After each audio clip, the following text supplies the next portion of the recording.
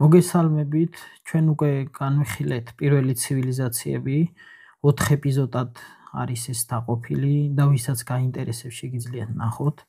ახლა კი გადავდივართ ანანაკლებ მნიშვნელოვან თემაზე, ეს არგონავტების მითს ეხება. მიუხედავად იმისა, რომ ეს ისტორიული მოვლენა არ არის და მითი არის, მაინც ჩავთვალეთ საჭიროდ, რომ ამაზე ეპიზოდი ჩაგვეწერა, იქიდან გამომდინარე თან, რომ ჩვენ კარგად ვიცით, რომ ტროას ომი დადასტურდა ისტორიულად შლიმანმა აღმოაჩინა ქალაქი ტროა. აქედან გამომდინარე, ჩვენ კარგად ვიცით, რომ ტროას ომში მონაწილეობდნენ არგონავტების შვილები, შესაბამისად აუცილებელიც კი არის, რომ ამ თემაზე ვისაუბროთ. ასევე იქედან გამომდინარე, რომ ეს მითი ეხება დასავლეთ საქართველოში არსებულ ძველ კოლხეთს, ანუ ქართულ სახელმწიფოც და ჩავთვალეთ საჭიროდ, რომ გადაგვეღო ამაზე ახალი ეპიზოდი. არგონავტების მითი, რომელიც ანტიკური სამყაროს ერთ-ერთი უდიდესი საგმირო ეპოსად ითვლება, ერთი შეხედვით კლასიკური თავგადასავალია მამაცი უფლისწულისა, იასონის, რომელიც აგროვებს საბერძნეთის უდიდეს გმირთა რაზმს, რათა შორეულ იდუმალებით მოცულ კოლხეთში გაიმგზავროს და ლეგენდარული ოქროს საწმისი ჩამოიტანოს. თუმცა ამ ჰეროიკული ფასადის მიღმა იმალება ბევრად უფრო ბნელი და კომპლექსური ისტორია, პოლიტიკური ინტრიგებისა, ღვთაებრივი შურისძიებისა და რაც ყველაზე მნიშვნელოვანია, კოლონიური მითოლოგიური პროექციის ქრონიკა. ეს ანალიზი მიზნად ისახავს გაშალოს ტრადიციული ნარატივი და წარმოაჩინოს არგონავტების ლაშქრობა არა როგორც გმირულ მისიად, არამედ ტრაგიკულ საგად. იასონი ხშირად აღიქმება როგორც არატრადიციული გმირი, რომელიც თავის მიზნების მისაღწევად მნიშვნელოვან დახმარებას იღებს. ეს შეფასება ამოსავალი წერტილია ჩვენი კრიტიკული დეკონსტრუქციისთვის. ჩვენ განვიხილავთ თუ როგორ იქცა მისი თავგადასავალი, რომელიც თითქოს და სამეფო ტახტის დაბრუნებას ისახავდა მიზნად, სინამდვილეში უცხო მიწის რესურსების მითვისებისა და ადგილობრივი კულტურის დამორჩილების მითოლოგიურ პრეცედენტად. არგონავტების საგის სათავეები არა გმირობის წყურვილში, არამედ იოლკის სამეფოს კარზე გამეფებულშისა და ღალატში უნდა ვეძებოთ. იასონის მამა, კანონიერი მეფე ესონი ტახტიდან ჩამოაგდო მისმა ამბიციურმა ნახევარ-ძმამ პელიასმა. პელიასის მმართველობა თავიდანვე არასტაბილური იყო, რადგან მას გამუდმებით ტანჯავდა უზურპატორის შიში და ორაკულის მიერ ნაწინასწარმეტყველების საფრთხე. დელფოსის ორაკულმა ის გააფრთხილა, ფრთხილად ყოფილიყო ცალსადრიალი კაცის მიმართ. ეს წინასწარმეტყველება იქცა პელიასის ყველა შემდგომი მოქმედების გამსაზღვრელ ფაქტორად და საფუძველი ჩაუყარა მოვლენათა ჯაჭვს, რომელმაც საბოლოოდ იასონი კოლხეთის ნაპირებამდე მიიყვანა. მამის ტახტიდან ჩამოგდების შემდეგ ჩვილი იასონი სიკვდის რომ გადაირჩინათ, საიდუმლოდ გაიყვანეს სამეფოდან და აღსაზრდელად მიაბარეს კენტავრ ქირონს, რომელიც მრავალი ბერძენი გმირის აღმზრდელი იყო.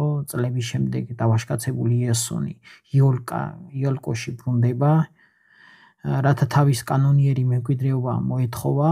გზად მდინარე ანავრისის გადაკვეთისას ის დაეხმარება მოხუც ქალს, რომელიც სინამდვილეში ქალღმერთი ჰერაა. ამ დახმარების დროს იასონმა ცალი სანდალი დაკარგა მდინარის ტალახში, როდესაც ის პელიასის წინაშე წარდგა, მეფემ მაშინ მყისვე ამოიცნო წინასწარმეტყველებით ნაუწყები საფრთხე. პელიასის მოტივაცია, როდესაც მან იასონის ოქროს საწმისის ჩამოტანა დაავალა, არ იყო გმირული გამოწვევა, ეს იყო შიშით ნაკანახევი პოლიტიკური სვლა, ერთი შეხედვით შეუსრულებელი მისია, რომელიც მიზნად ისახავდა პოტენციური კონკურენტის სამუდამოდ მოშორებას. ამგვარად არგონავტების ლაშქრობა თავიდანვე მოწამლული იყო არა გმირობის სურვილით, არამედ ტირანის პარანოით.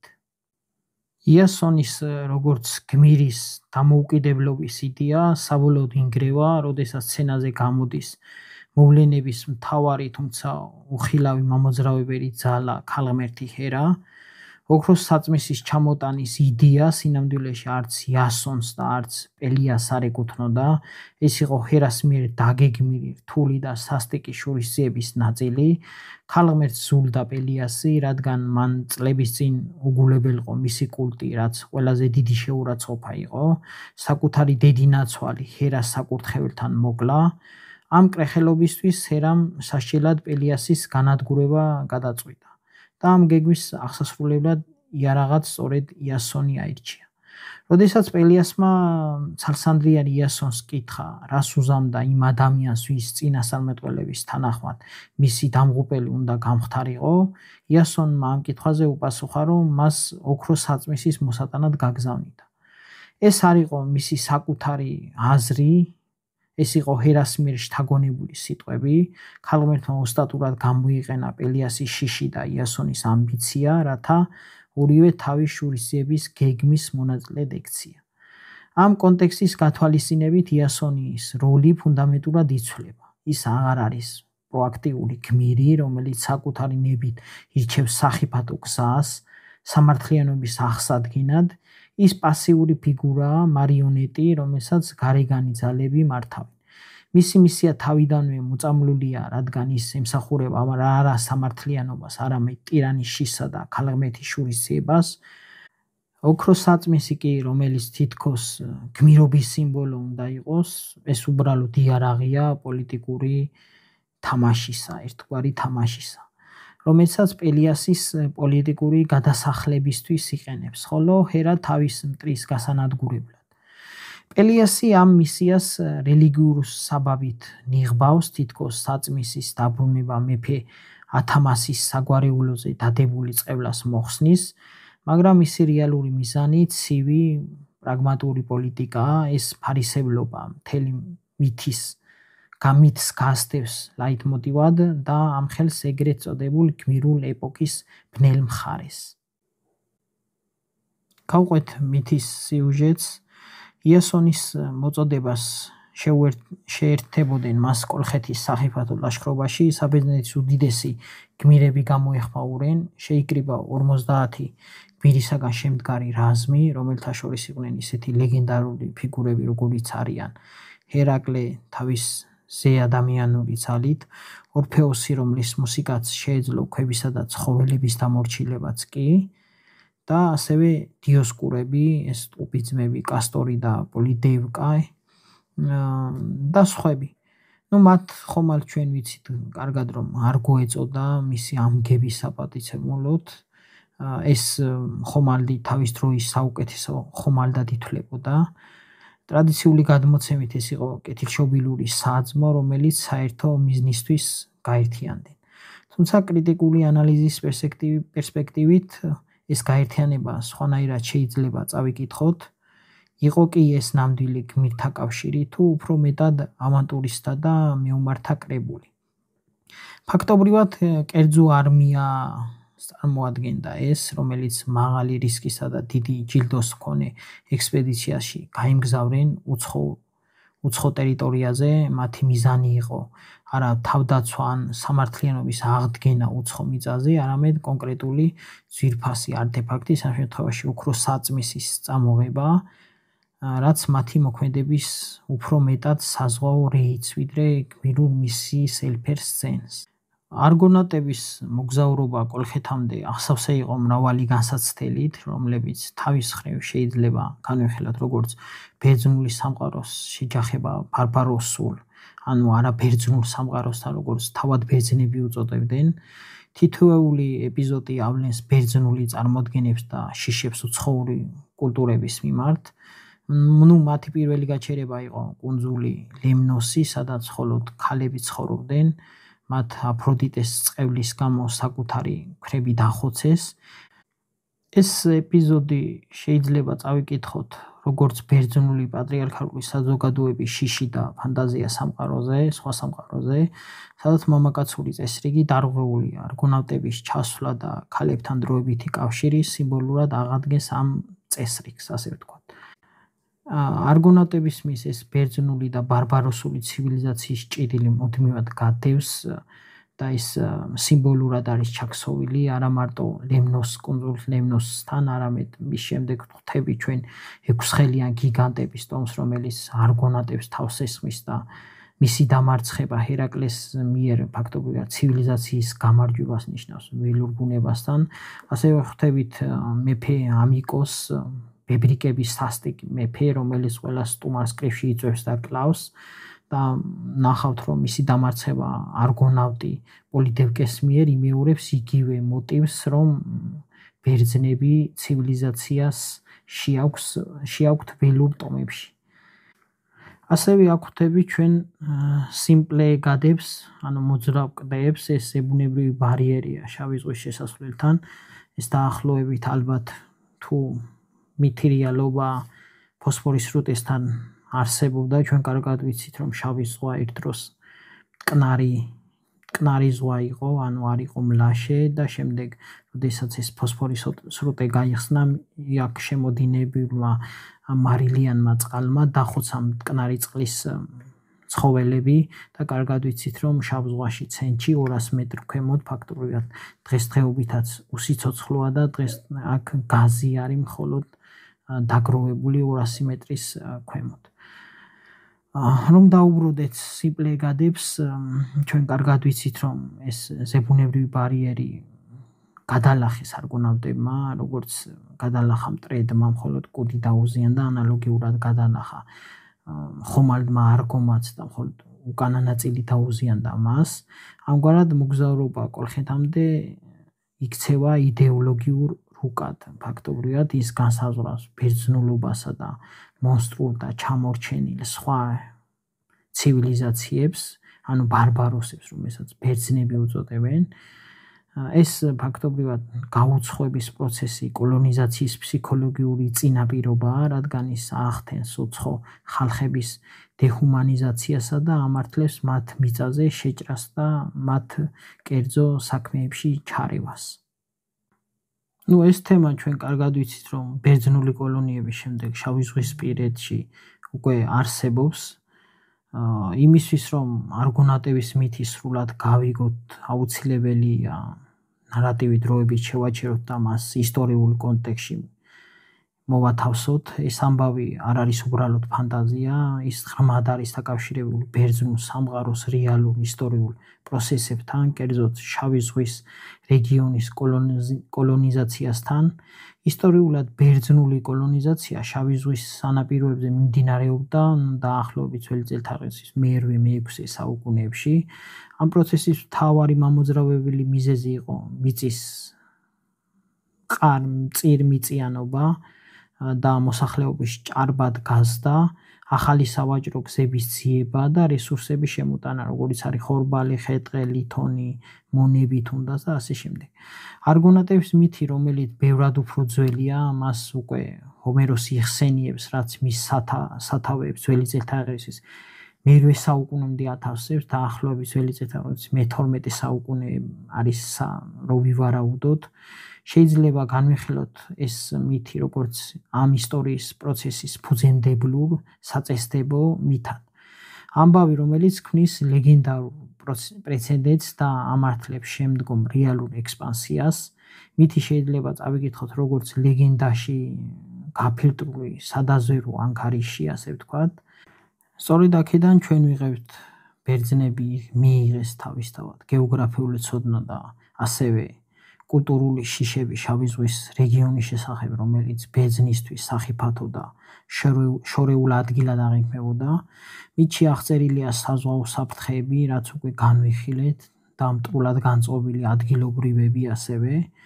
ამ რეალურ გამოწვევების წინაშე, რომელსაც პირველი ბერძენი მეზღვაურები, ანუ არგონავტები აწყდებოდნენ, ამგვარად მითი იქცა მძლავ კულტურულ იარაღად, რომელიც ერთი მხრივ ასახავდა, მეორე მხრივ ახალისებდა კოლონიზაციის ისტორიულ პროცესს.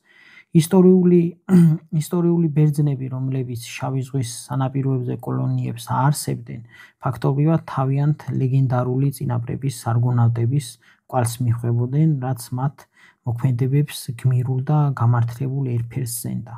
ჩვენ კარგად ვიცით ვაჭრობა ბერძნებსა და კოლხებს შორის, აქედან გაქონდათ სხვა ნედლეული, აბრეშუმი, სელი, ასე შემდეგ, ხოლო ანალოგიურად შემოქონდათ საბერძნეთიდანაც და ეს ვაჭრობა მიმდინარეობდა. ასევე ბერძნები თავისთავად ბევრი დიდი გავლენა ჰქონდათ განსაკუთრებით დასავლეთ საქართველოში. ეს მეტად მნიშვნელოვანია ჩვენ ამის დასადასტურებლად კარგად ვიცით მაგალითად ვანში აღმოჩენილი ვანის ნაქალაქ არის, სადაც ბერძნულად არის ქალაქის კედელში შესასვლელის წარწერილი, წერია შეგვიწყალე ჩვენ დედაო. ანუ დიდი გავლენა ჰქონდა საბერძნეთს ძველ კოლხეთზე. რომ დაუბრუნდეთ ახლა მითს არგონატების ჩასვლა აიაში, ანუ ეს დედაქალაქში, კუტაისში, თანამედროვე ქუთაისში, ასე ვთქვათ. ეს ლოკალიზაცია ქუთაისი იყო თუ სხვა ქალაქი ბევრად გართულებულია, მაგრამ იქიდან გამომდინარე, რომ აქ იმერეთის ტერიტორიაზე, თუნდაც ქუთაისში, თუნდაც ვანში აღმოჩენილი სხვადასხვა არტეფაქტები მიანიშნებს, რომ უკვე მე-2000 წლებში აქ ქალაქური ცხოვრება არსებობდა. მაგრამ არის ვარაუდი ფაზისი, არა რიონის ხეობა, არამედ შეიძლება ყოფილიყო ჭოროხი, რადგან ჭოროხზე გვიანობამდე მიმდინარეობდა ნაოსნობა, ანუ ნავებით მიდიოდნენ, მაგრამ ეს თემა შესასწავლია, არქეოლოგიურად დასასწორებელია და გადასამოწმებელია. კოლხეთის დედაქალაქში მისვლა მითის ერთ-ერთი გარდამტეხი მომენტია. აპოლონის როდოსელის არგონავტიკის მიხედვით ბერძნები იხილავენ არა პრიმიტიურ დასახლებას, არამედ ძლევამოსილ, კარგად ორგანიზებულ და მდიდარ ქალაქს. განსაკუთრებულ შთაბეჭდილებას ახდენს მეფე აიეტის მზის ღმერთის ჰელიოსის ძის სასახლე, რომელიც თავის ბრწყინვალებით და სიდიადით შიშსა და მოგზაურობას იწვევს. ეს აღწერილება თავიდანვე ეჭქვეშ აყენებს ბარბაროსულ სამყაროს სტერეოტიპს, ბერძნებს აიძულებს აღიარონ, რომ ისინი თანასწორები ან შესაძლოა უფრო ძლიერი ცივილიზაციის წინაშეც კი დგანან. იმისთვის, რომ გავიგოთ ბერძნული წარმოდგენების სირთულე კოლხეთის შესახებ, აუცილებელია ერთმანეთს შეუპირისპიროთ მითოლოგიური და ისტორიული არქეოლოგიური რეალობა. არქეოლოგიური მონაცემები ადასტურებს, რომ დასავლეთ საქართველოს ტერიტორიაზე არსებობდა მაღალგანვითარებული კოლხური კულტურა, რომელიც ბრინჯაოსა და რკინის ხანაში დაახლოებით ძველი წელთაღრიცხვით 2700 წლებში ყვაოდა. ეს არ იყო მითიური ფანტაზია, არამედ რეალური ცივილიზაცია, რომელსაც გააჩნდა გამორჩეული მახასიათებლები, მაგალითად განვითარებული მეტალურგია. კოლხები იყვნენ ბრინჯაოს დამუშავების დახვეწილი ოსტატები, რასაც მოწონს უნიკალური კოლხური ცულები, ცხოველთა ფორმის გულსაკიდები და მდიდრული შემკული არტეფაქტები. მოგვიანებით ძველი წელთაღრიცხვით მე-7 საუკუნეებში მათ დაიწყეს რკინის მნიშვნელოვანი რაოდენობით წარმოება, რაც ტექნოლოგიური პროგრესის მაღალ დონეზე მიუთითებს. სწორედ ეს მეტალურგიული სიმდიდე და ოსტატობა შეიძლება ყოფილიყო ოქროს საწმისის ლეგენდის რაციონალური საფუძველი. რაც შეეხება ოქროს საწმისის ლეგენდის რეალურ საფუძველს, ჩვენ კარგად ვიცით, რომ მრავალი მკვლევარი თვლის, რომ ოქროს საწმისის მითიურად უკავშირდება ოქროს მოპოვების უძველეს ტრადიციას, რომელიც დღესაც კი სვანეთში ცოცხალია, როდესაც ცხრის ტყავს გააფენდნენ და მდინარეში ჩადებდნენ და სწორედ მასზე მაგდებოდა ოქრო. და სწორედ ამ ოქროს მოპოვების ეს მეთოდი მოიპოვეს ბერძნებმა. რაც შეეხება არქიტექტურა და საზოგადოება, კოლხების უმეტესობა ხის ნაგებობებს აშენებდნენ, ჭაობიან ადგილებში კი საცხოვრებლებს ხის პლატფორმებზე ან ხელოვნურ ბორცვებზე დგამდნენ. მათ ჰქონდათ მრავალფეროვანი დაკრძალვის რიტუალები და გამორჩეულია ზოომორფული სახელურებით შემკული კერამიკა. რაც შეეხება დაკრძალვის რიტუალებს, ჩვენ როგორც მითში ვიცით, კარგად ვიცით, როდესაც კოლხეთის ტყე გაიარეს, ხედავთ ყავში შეხვეულ მიცვალებულებს, რომელიც ხეზე არის დაკიდებული. რაც შეეხება, ეხა დაუბრუნდეთ ისევე მითიურ კოლხეთის სამეფოს, ბერძნების წარმოდგენაში კოლხეთი იყო ზღაპრული სიმდიდრისა და ჯადოქრების მიწა. ეს იყო ადგილი, სადაც რეალობა და მაგია ერთმანეთში ირეოდა. ის იყო არა მხოლოდ მედია სამშობლო, არამედ ამაზონების ერთ-ერთი სამკვიდრებელიც ითვლებოდა. კოლხეთის მეფე აიეტი არ იყო უბრალოდ მოკვდავის მზის ღმერთის შვილად მიიჩნეოდა, რაც მის ძალაუფლებას ღვთაებრივ წარმომავლობას ანიჭებდა. ისტორიული წყაროები, მაგალითად ურარტული წარწერები კოლხეთს, ანუ კულხას მოიხსენიებენ როგორც ძლიერ სამეფოს, რომელიც გამუდმებით ებრძოდა რეგიონის სხვა დიდ სახელმწიფოებს. ბერძნული ნარატივი კოლხეთის შესახებ სავსეა შინაგანი წინააღმდეგობებით. ერთი მხრივ ისინი მას ბარბაროსულ მიწად მიიჩნევენ, რადგან ისინი ბერძნული სამყაროს მიღმა მდებარეობს. მეორე მხრივ კი თავად ბერძნული მითები აღწერენ კოლხეთს როგორც მდიდარ, ორგანიზებულ და ძლევამოსილ სამეფოს, რომელსაც ჰყავს ნახევრადღმერთი მეფე, აქვს ბრწყინვალე სასახლე და ფლობს მოწინავე ტექნოლოგიებს, მაგალითად ჰეფესტოს მიერ გამოჭედილ ცეცხლისმქვეველი ხარები და ასე შემდეგ. ეს წინააღმდეგობა უფრო მეტს ამბობს ბერძნულ იდეოლოგიაზე, ვიდრე თავად კოლხეთზე. ამ დისონანსის გადასაჭრელად ბერძნები კოლხეთის ძლიერებას მიაწერენ არა თანდაყოლილ ცივილიზირებულობას, არამედ ორ არაცივილიზებულ წყაროს, მაგიასა და ჯადოქრობას. ფაქტობრივად ბერძნები ამ ბარბაროსების, სხვა არაბერძენ ხალხის მიმართ დაძახებით ერთგვარ გამართლებას უძებნიან თავის ამა თუ იმ ქმედებებს, ამ შემთხვევაში კი იდეოლოგიურ ინსტრუმენტად, რომელიც ამართლებს ბერძენი გმირების ჩარევას, რათა დაამარცხონ ან დაიმორჩილოს ეს საშიში ირაციონალური ძალა. ამ პერსპექტივიდან ოქროსაწმისი იქცევა არა უბრალოდ ჯადოსნურ ნივთად, არამედ უცხო მიწის რესურსების მეტაფორად. არგონავტების მისია ჩავიდნენ ამ შორეულ ქვეყანაში და წამოიღეს მისი ყველაზე ძვირფასი განძი, არის რესურსების ძარცვის მითოლოგიური რეპრეზენტაცია. ეს ამბავი ეკონომიკურ ექსპლუატაციას გმირულ თავგადასავლად გარდაქმნის და ლეგენდარულ საფუძველს უქმნის შემდგომ ისტორიულ პროცესს, როდესაც ბერძნები რეალურად ჩავიდნენ შავ ზღვაზე და შავი ზღვისპირეთში და დაიწყეს მისი სიმდიდრის მითვისება. იქნება ეს ვაჭრობა, კოლონიზაცია თუ პირდაპირ ძალადობრივი გზით. რაც შეეხება მედეას პერსონაჟი, არგონავტების მითის ტრაგიკული ბირთვია. ტრადიციულად მას ხშირად წარმოაჩენენ როგორც საზარელ შურისმაძიებელ ჯადოქარს, მაგრამ პოსტკოლონიურ პერსპექტივიდან მისი ისტორია სრულიად ახალი მნიშვნელობას იძენს. ის გვევლინება არა როგორც ბოროტმოქმედი, არამედ როგორც კოლონიზირებული სუბიექტი. ადგილობრივი, რომლის ცოდნა და ძალაუფლება ექსპლუატირებულია უცხოელი დამპყრობლის მიერ. მედეას არჩევანი არ არის თავისუფალი, ვიცით მითიდან ჰერა და აფროდიტე შეთქმულებას აწყობენ და მედეას იასონის მიმართ გიჟურ ღვთაებრივი ძალით გამოწვეულ სიყვარულით აღავსებენ.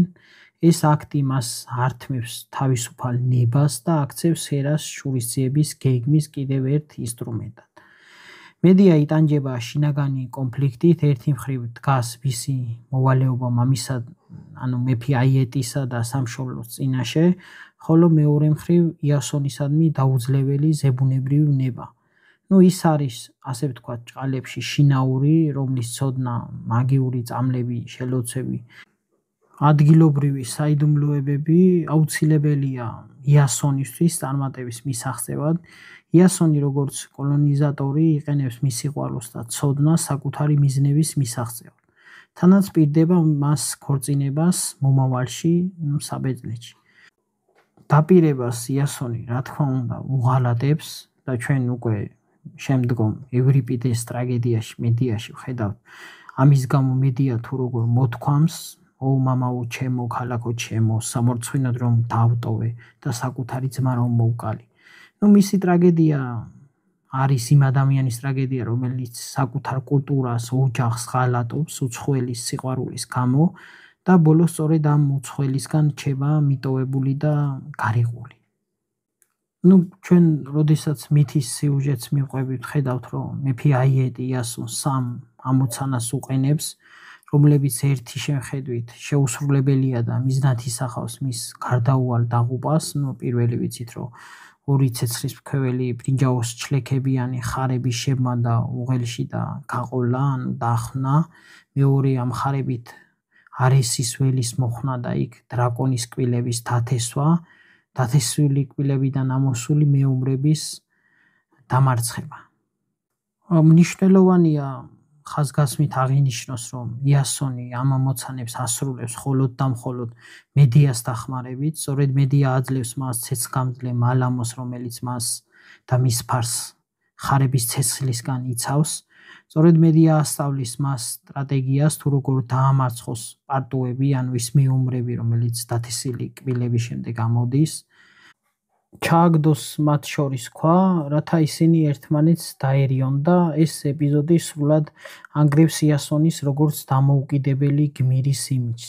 ის გვევლინება არა როგორც მამაცი მეომარი, არამედ როგორც მედიას ძალაუფლებისა და ცოდნის ბენეფიციარი. მისი გმირობა ფასადია, რომელიც ფაქტობრივად მედიას მაგიის გარეშე არაფერს არ წარმოადგენს. აიეტი მალევე ხვდება რაშიდაც არის საქმე. ეს არის კულმინაციური მომენტი, რომელიც აამხელს ლაშქრობის ნამდვილ ბუნებას. მიუხედავად იმისა, რომ იასონმა ამოცანები შეასრულა, აიეტისთვის გასაგებია ეს რა როგორ მოხდა.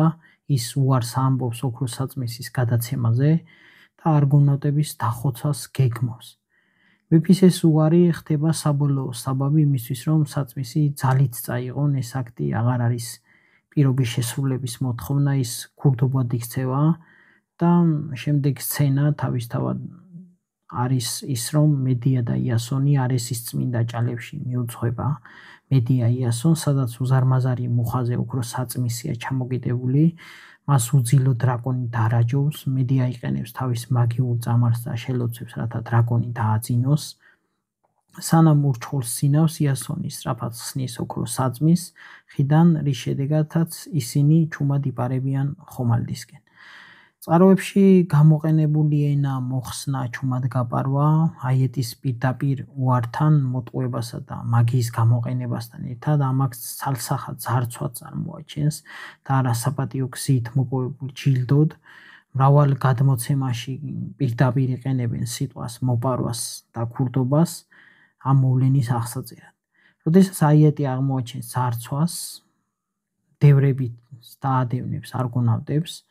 მედია აქ უკვე ჩაიდენს თავის ყველაზე საზარენ დანაშაულს, ერთ-ერთ ყველაზე საზარენ დანაშაულს, რომელიც საბოლოოდ წყვეთ მის კავშირს სამშობლოსთან. ის კლავს თავის უმცროს ძმას აფსირტეს, მის სხეულს ნაწილებად აკუცმაცებს და ზღვაში ყრის. აიეტი იძულებულია შეჩედეს, რათა თავის შვილის სხეულის ნაწილები შეაგროვოს და პატივით დაგრძალოს. ეს შეყრდნობა არგოს გაქცევის საშუალებას აძლევს. ეს სასტიკი აქტი არის ოქროს საწმისის ქურდობის საბოლოო მორალური ფასი. ის მთელ ლაშქრობას ნათესავის სისხლით ღებავს და აშორებს ყოველგვარ ელჩს არგონავტების გაქცევის დაუნდობელი ბუნების შესახებ. ამ მომენტიდან მედიასთვის უკან დასაბრუნებელი გზა არ არსებობს. მან არა მხოლოდ უღალატა მამას, არამედ საკუთარი ხელით მოკლა ძმა. ეს ყველაფერი იმ კაცის გამო, რომელიც საბოლოოდ მასაც უღალატებს. ამგვარად, კოლხეთში განვითარებული მოვლენების მთელი ჯაჭვი შეიძლება წავიკითხოთ როგორც კოლონიური ექსპლუატაციის მითოლოგიურ მოდელად.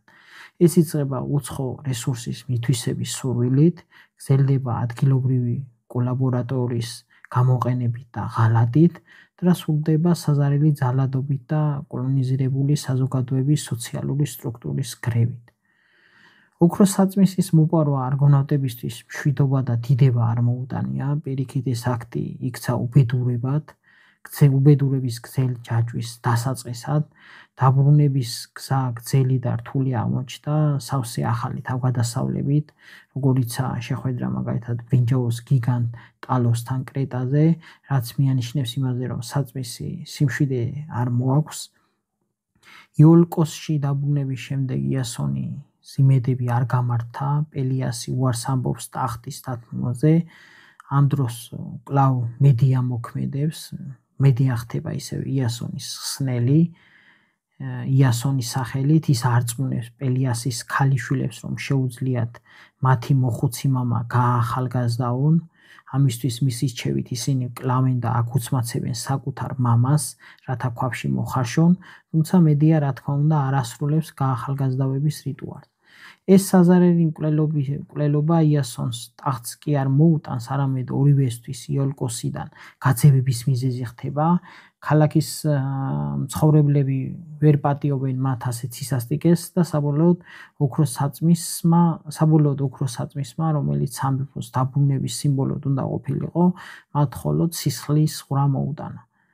წყევლა და საშობლოდან განდევნა თავისთავად მედიას საშელად იქცა. საწმისი, რომელიც ქურდობითა და სისხლით იქნა მოპოვებული, იქცევა არა კურთხევად, არამედ წყევლად, რომელიც გრევას მოუტანს ყველას, ვინც მას შეეხება. არგონავტების საგის საბოლოოდ ყველაზე ტრაგიკული აქტი კორინთოში თამაშდება, რასაც დეტალურად აღწერს ევრიპიდე თავის უკტავ ტრაგედიაში მედიაში. ეს გასაგებია, გვიან დაწერილი ნაწარმოებია, ვიდრე მითები არსებობდა. ამ ტრაგედიის მიხედვით წლების თანაცხოვრებისა და ორი შვილის გაჩენის შემდეგ იასონი ღალატობს მედიას, ის გადაწყვეს ცოლად შეირთოს კორინთოს მეფის კრეონის ასული გლავკე, რათა თავისი პოლიტიკური სოციალური სტატუსი გაიუმჯობესოს. იასონის ეს გადაწყვეტილება ამხელს მის ნამდვილ ბუნებას და კოლონიზატორის მენტალიტეტს. მისთვის მედია ბარბაროსი ქალია, აღარ არის ის საჭირო, მან თავის ფუნქცია შეასრულა, დაეხმარა საწმისის მოპარვაში, ახლა ცივილიზებულ ბერძნულ სამყაროში ის ხელს უშლის. და იასონი თავისთავად წინსვლას ცდილობს და მედია კი მისი დაბრკოლება ამ წინსვლაში. ევრიპიდეს ნაწარმოების მიხედვით მედია წარედ ამხელს იასონს ღალატს თავის უმწეო მდგომარეობას, ის ახსენებს ფიცს, რომელიც შეჰფიცა მედიას და ასრულებას ითხოვს. თავის მხრივ იასონი კი მას ეუბნება, რომ ის მადლობელი უნდა იყოს, რომ ბარბაროსის მიწიდან წამოიყვანა და ცივილიზებულ სამყაროში მოიყვანა. ამ ყველაფრის შემდეგ მედია შურისძიება საზარელია, ის კლავს იასონის ახალ საცოლეს გლავკეს და მის მამას მეფე კრეონს მოწამლული მოსასხამის გაგზავნით. შემდეგ კი უდიდესი ტკივილის ფასად კლავს საკუთარ შვილებს. რათა იასონის მომავალი და მემკვიდრეობა წართმეული იქნას, ეს აქტი არ არის უბრალოდ სიგიჟე, ეს არის იასონის ღრმა ღალატის, მისი კულტურული ქედმაღლობისა და მედიას როგორც ქალის, როგორც ბარბაროსის სრული ექსპლუატაციის კატასტროფული შედეგი. ეს ევრიპიდის მიხედვით არის, მაგრამ მითებში სხვადასხვა ვერსია არსებობს. ზოგ ვერსიაში ამბობენ, რომ მედიას თავის შვილები არ დაუხოცავს, მაგრამ ევრიპიდეს მიხედვით ეს ასე ხდება. არგონავტების მითის დეკონსტრუქცია გვიჩვენებს, რომ ეს არ არის გმირობის, არამედ ქურდობაზე, ღალატსა და კულტურულ ქედმაღლობაზე აგებული ამბიციის სიცარიელის მაფრთხილებელი იგავი. იასონის აღსასრული არ არის გმირული, ის პათეტიკური და სამარცხვინოა, ის ხვდება მოხუცე, ყველასგან მიტოვებული და გატეხილი.